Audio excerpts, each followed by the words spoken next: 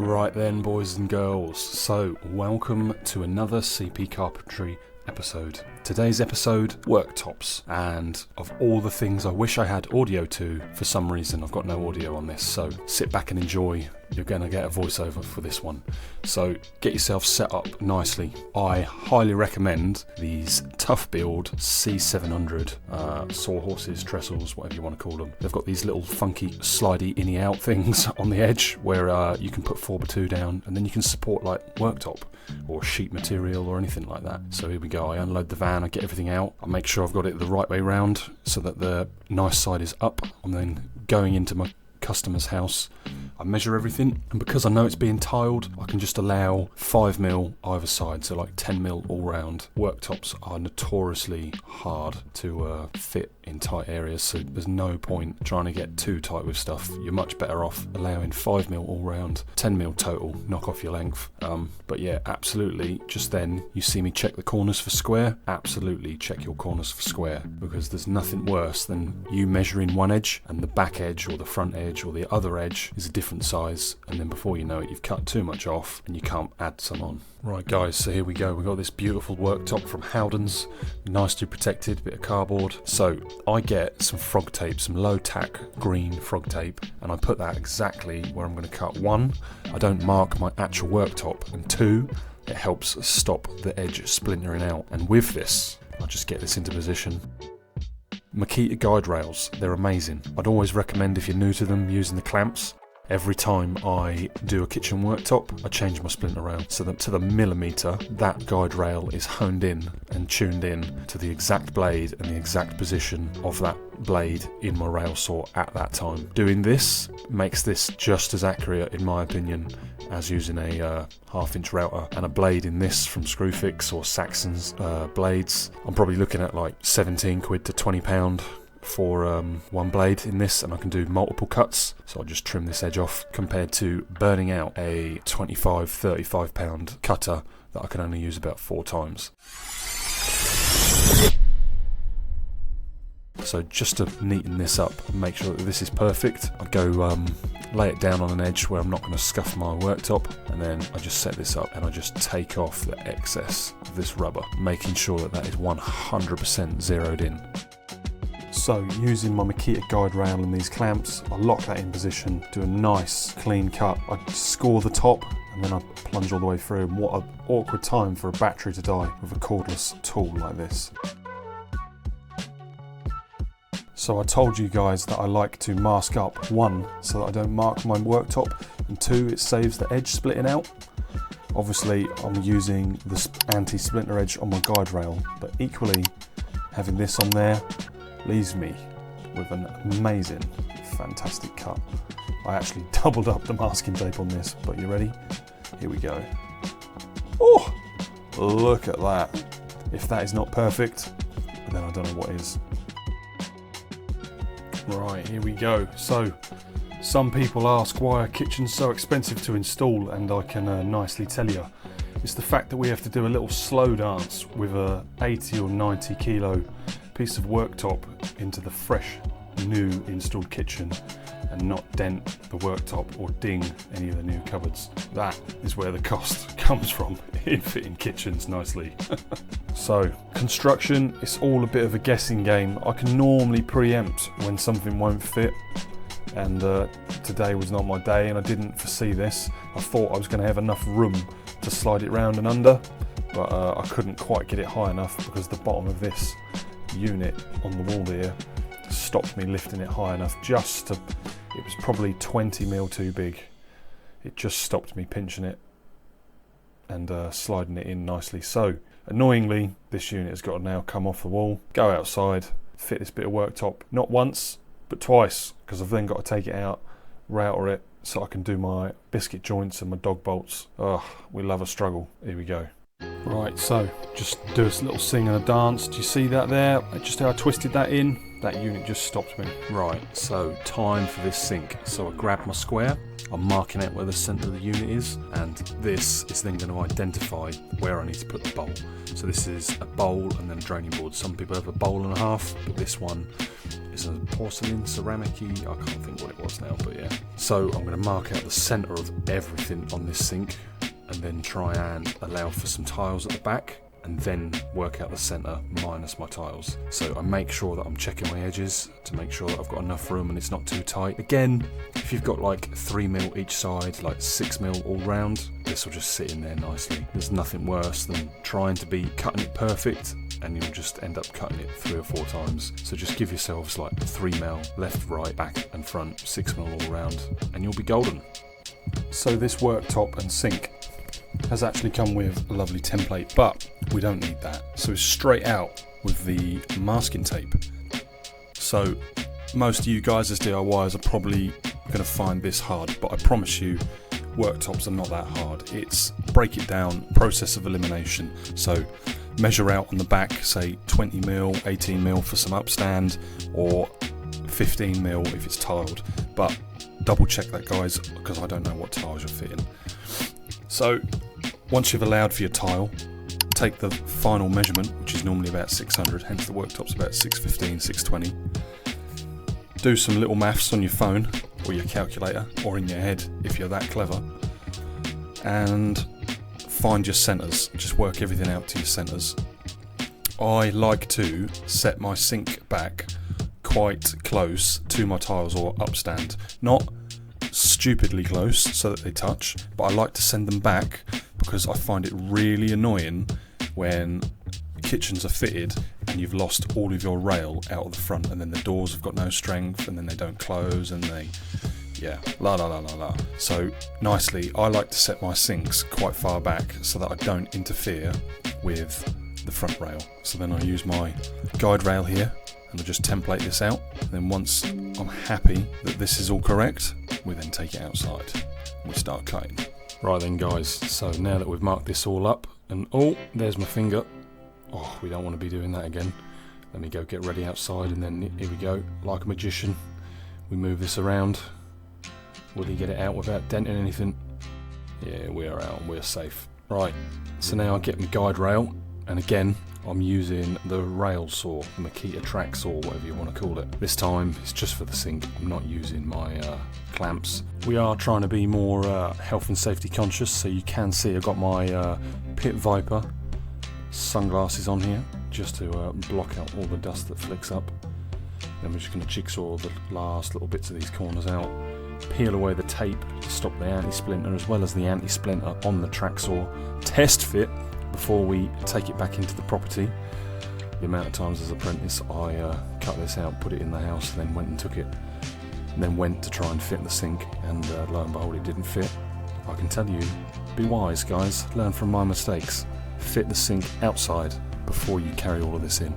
So with a little bit of a song and a dance, we're going to twist this around. Be super careful not to break this, guys. This is where you need to be super careful. When all you've got is that front rail and that back rail, this is where worktop is super flimsy. So get some help, get your partner, get a friend, just get someone to help you if you're fitting worktop on your own, guys. It's not worth trying to lift this in solo like myself. I guarantee if you're not gentle, this will break on you. So I said about the front rail, I don't like it when they're thin, so I'm going to mark out here everything that I need to cut out, and now, cleverly, all I need to do is slide this forward and not actually have to take it back out of the property, and I can jigsaw it out. How cool is that? Helpful tips with Charlie. So here we go with the good old faithful Makita jigsaw. I'm going to get to the end here and I can't swing the back round to get the corner, so I'm just going to drag this worktop forward. Luckily I don't have to take it all the way out. Come in again. Yeah, we've got our angle now. Curve that around there. Test it.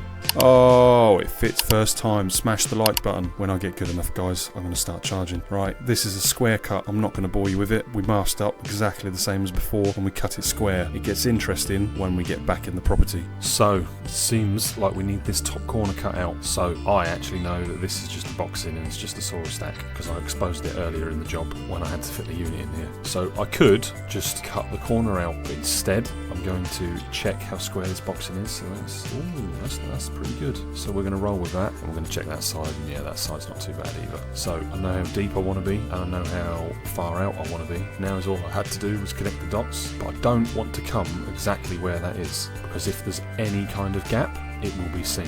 Even though this is tiled, I'm just going to show you how you can get a perfectly neat joint. So mark that out. I'm then going to cut inside my line so that I've left plenty on, so that if I want to take more off, and then I'm going to go get my multi-tool and we're going to cut this box in a way. Be super careful, guys, if you're doing this. Just be aware that there is pipes in there. Right then, guys, here we go. So look, check that out. We've just come under that line. Like, that's what I mean by under. So our board will come down on the top of it. Then we won't have any gaps. Gosh! So I'll give you some context of how this works. I know this is plasterboard, and with skim it's like 15mm, 14mm. So I know as long as I've got 5mm, I've got plenty to play with, and I won't be touching these. But if it was bare plasterboard, then I know it's 12.5mm. But yeah, if I look down there, we've basically got 15mm to play with. So I've just gone 5mm under. Will it work? Let's find out. Come here. Come here. What's that guy? First name Jim. Likes looking after animals. He calls himself a vet detective. Like a glove. Like a glove. That, guys, is how you get that neatly. And like, there is a little bit of a gap that way. You'd be fine. But this is going to be tiled, like I said. So you don't have to go making life really hard. I mean, this is super tight, if I'm honest with you. Like, it's touching there, and I've got a couple of mil gap there. Hard against the back. I'm not sure whether I've got a big overhang or a little overhang, but this is only 615 worktop. I like to leave 10 or 15mm, so politely it's not worth me ripping 5mm off the back, but that is there, that is the sink cut. So next, I'm going to do this. No, sorry, no, I'm not. I'm going to cut this little piece next, and I've got some stud work in the van to support this. Then before I go putting the worktop in, that corner piece needs to be symmetrical with this corner piece, which I haven't done yet. Need to set up the door. Ah, yeah, that's why I didn't set the door up, because I wanted to get that worktop in, so that I'd got definite points and yeah, definitive parts. It's looking good, bruv. It's looking good. Right then, boys and girls, we need to do something in here to pick up this worktop edge. I could really do, definitely, I'm gonna have to pick up that edge as well. Gonna have to. Just a small bit of framework, because if I don't, and someone puts a lot of weight, it'll break my joints, it'll mess the worktop up, it'll ruin my life. Now I'm panicking. I'm going to lose my job. Now I am panicking. It's going to be really annoying, because I don't want to make this not match this. But I've got to support stuff. I really need to support that as well, don't I? Right then, guys, here we go. Lovely bit of helpful information. So, I don't think you guys can see that.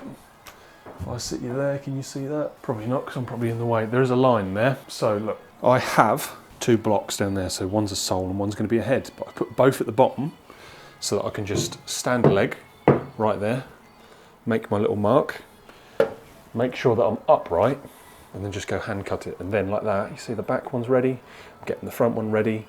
This should then go in, bosh, lovely and level. And we should have some beautiful stud work in which to sit this words. We should then be able to sit this lovely worktop on. Let's go cut it. Oh man, it is windy. Don't want to get copyright strike. Screws. Screw this together. Whatever the weather.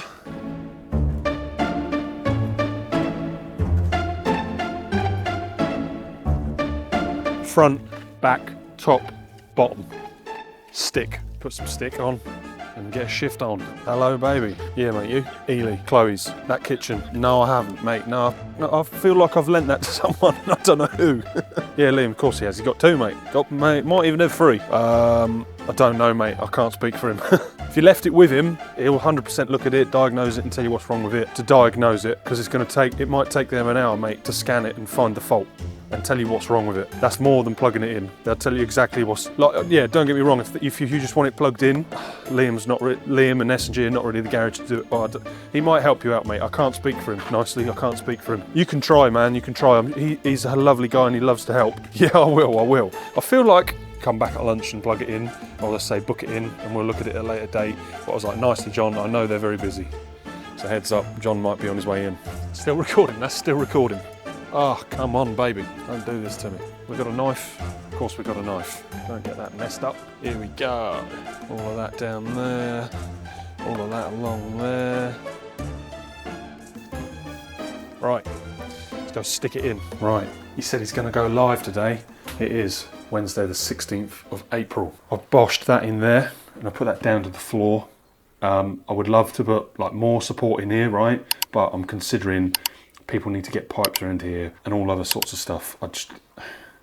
That's already in there, very tight and very firmly fixed to that cabinet. Glued 1, 2, 3 screws. That is just an extra so it doesn't roll. And then people could still get their hands down there, and this hopefully will still slide back in. But there's a little update. Watch the floor. There we go. I need to try and get that a bit further back. We'll see how much further back I can get that once worktop's on and there's a bit of weight on it. Unfortunately, we're going to end up with a joint down here, so that is why that needs to be A-OK super strong. So you can see up there, tucked out the way, we've got those fixings in there. They are big 560s, so they nearly come through. We're almost ready to throw this piece in. We've cut this piece in this morning, set up the sink, and we've explained a bit about that. And we've just got this piece in, and that has been solvent-free grit filled onto the wall. I also like, I think it's Sadnall's Fixall grips like bleep is also a very good thing to use. However, it's seriously expensive, so grit fill here in this case will suffice. That's not going to go anywhere. Push that in there at the back. I've not glued it down to the floor because I don't want to ruin the customer's floor. And if you wanted to pull it away or do anything with it, you don't want to be disturbing the floor. It's going to sit down hard on the floor.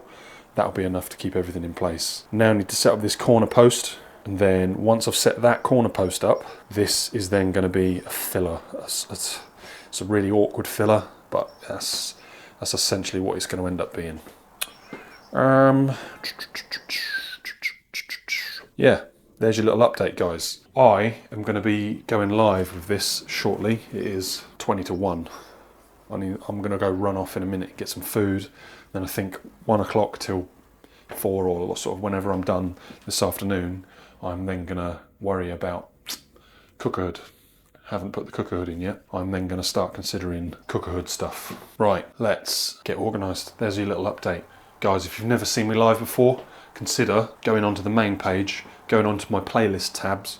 I've got every playlist is literally what it says. If it says brickwork, it's because I'm doing something to do with brickwork as well as carpentry. It's based around carpentry, everything that I do here, because hence I'm CP Carpentry and Construction. But yeah, if you've not seen me live before, where I'm a bit, not unhinged, but it's all a bit raw, yeah, go check out the live playlist. Click on live, click on shorts. The shorts are not the best, apologies. They're pretty good. Some of them take off like anything nicely. I spend so much time making these videos, I let AI deal with the shorts, and sometimes they come out poor. So apologies for that, but it helps me be consistent and it helps me post every day. So until I get to the point where I can retire and just go to work and do one job and then spend the rest of the month organising the content, AI is going to do that work for me. I do try and monetize it, and is that the right word? I do try and keep on top of it and regulate it. That's a better word. I do try and regulate it. I do sort of briefly look at them, but when they're 3 minutes long and I've got to upload 10 or something, I can't sit there for 30 minutes looking at them. Right, let's get organised. I'll see you in the next one. So guys, if you haven't already, here's the top of the channel. Click on the links and more. Little drop down bar, everything's there. All my socials, Discord, Instagram, PayPal, second channel, TikTok, gym, main Insta, and my WhatsApp. End of today's episode, guys. It is 7:10 on Sunday the 29th of June, and you're going to watch this on Wednesday. Happy Wednesday, guys. I'm super busy. Apologies if the quality is not there with the content, but pretty please stay tuned. Any questions, consider joining Discord, check out the rest of the channel, and thank you for watching, guys. I can't thank you enough. But yeah, pretty please stick with me. I'm struggling at the moment for content, like as in to put it out, because I'm physically working so much. I'm doing like 15-hour days, I'm contracting, and I'm trying to do my jobs, and I'm trying to keep YouTube going.